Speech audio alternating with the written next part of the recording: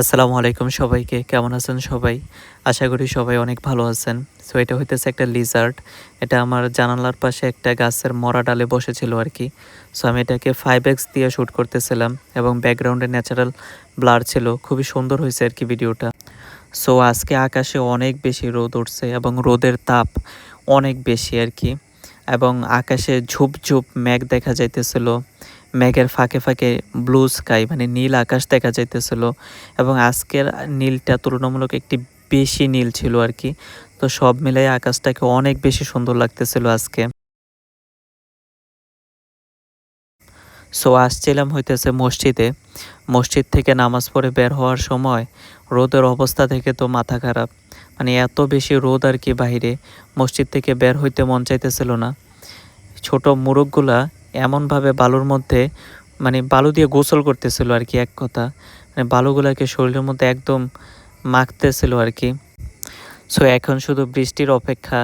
So finally আসলে আকাশ মেঘলা হয়েছে এবং বৃষ্টি আসার সম্ভাবনা বোঝা যাইতেছে, কারণ আকাশ অনেক বেশি মেঘলা করছে এবং এখন এমনিও তো গরমের সিজন চলতেছে, বৃষ্টি আসবে এটাই স্বাভাবিক। সো আকাশের অবস্থা দেখে মনে হইতেছে যে অনেক বেশি বৃষ্টি আসবে আর কি। বৃষ্টি আসলেই ভালো এবং গরমের মধ্যে আসলে বৃষ্টি একটা আনন্দের একটা বিষয় আর কি।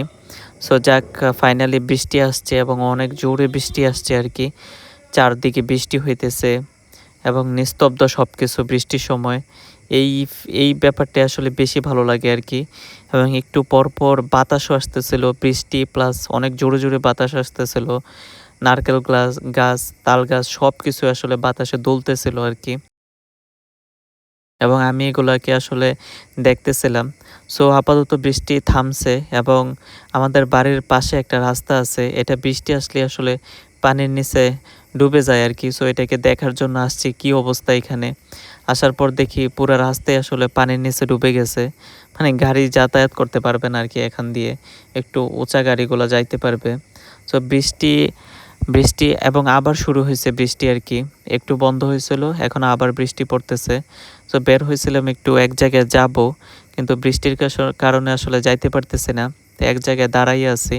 পুকুরের মধ্যে দেখলে আসলে বোঝা যায় কেমন বৃষ্টি। আসছিলাম হইতেছে আমার একটা রিলেটিভের বাড়িতে, একদম ক্লোজ রিলেটিভ আর কি। সো এটা হচ্ছে শহরের নিকটেই, কাছাকাছি একটা গ্রাম।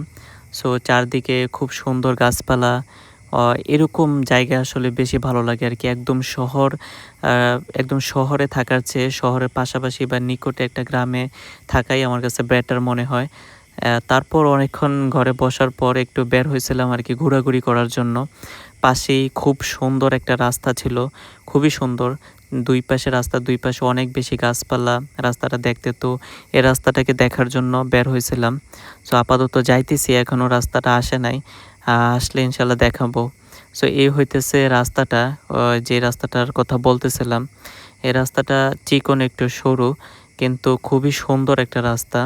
একদম গাছপালায় ভর্তি, প্রাকৃতিক একটা ফিল আসে আর কি। এখানে পাখির কিচিরমিচির শোনা যায়। একদম নির্জন আর কি, তেমন মানুষজন এখানে নাই, কারণ এখানের যারা লোকাল আছে তারা তো সবসময় এই রাস্তাটা দেখে অভ্যস্ত। সো আমার কাছে এই রাস্তাটা নতুন, খুবই সুন্দর লাগছে আর কি আমার কাছে। সো আমি ভিডিও করতেছিলাম, মানে এত সুন্দর রাস্তাটা, মানে একদম মন জুড়ে যায় আর কি। একদম নেচারের পরিবেশ, প্রাকৃতিক পরিবেশ। এবং রাস্তাটা দিয়ে যতই যাইতেছিলাম আরও বেশি ভালো লাগতেছিল। সামনের দিকে যতই আগাইতেছিলাম পুরাটা রাস্তায় অনেক, মানে অনেক ডিস্টেন্স, অনেকটা দূর পর্যন্ত রাস্তা পুরাটা এরকম। আশেপাশে কোনো বাড়িঘর নাই। দুই পাশে শুধু গাছপালা এবং কিছু গাছপালার ডালপালা তো এগুলা রাস্তার উপরেও এসে গেছে। তো সব মিলাই অনেক সুন্দরই লাগতেছিল আর কি রাস্তাটা আমার কাছে। এবং গ্রামের রাস্তাগুলো এমনিতেই সুন্দর, কারণ এগুলোর আশেপাশে চারপাশে গাছপালা থাকে আর কি। সো আসছিলাম হইতেছে একটা অফিসে।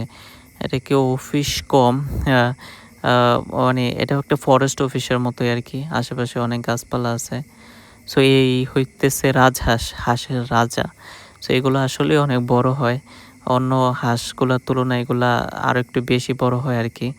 একটা বাচ্চা আর আব্বা আম্মা মনে হয় যাইতেছিল আর কি। সো যেহেতু বৃষ্টির সিজন চলতেছে, কয়েকদিন পর পর একদিন পর পর বৃষ্টি হইতেছে, ঘন্টা পর পর বৃষ্টি হইতেছে আর কি। তো জানলা দিয়ে আমি বৃষ্টির ফিল নিতেছিলাম। সামনে যে একটা পুকুরের মতো দেখা যাইতেছে, এটা আসলে একটা পুকুর না, এটা একটা অনেক বড় দিঘি যেটা রাজারা তৈরি করে দিয়ে গেছিলো আর কি।